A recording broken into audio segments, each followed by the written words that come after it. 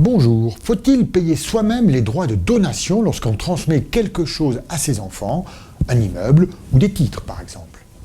Eh bien la réponse est non lorsque le bien donné a vocation à être revendu à plus ou moins brève échéance. En effet, en cas de revente du bien, eh bien le donataire, donc celui qui a reçu, peut déduire le montant des droits de donation du montant de la plus-value qu'il va générer à cette occasion. Mais il ne peut le faire que s'il a lui-même payé ses impositions. Une cour d'appel de juin 2016 nous rappelle ce principe. Un père donne la nue propriété de titre à ses enfants, il en garde l'usufruit. Et c'est lui qui acquitte les droits de donation correspondants.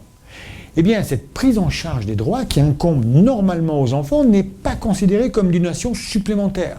Ça peut apparaître avantageux dans un premier temps, et c'est pourquoi beaucoup de personnes le pratiquent. Mais par la suite, lorsqu'on revend les titres, eh bien les enfants nus propriétaires sont les seuls redevables de l'impôt de plus-value qui va être dégagé. Et ils ne peuvent pas déduire de cette plus-value les droits de donation qu'ils n'ont pas payés eux-mêmes. Prenons un exemple. On me donne des titres qui ont une valeur de 10. Là-dessus, l'administration fiscale calcule des droits de donation à 3.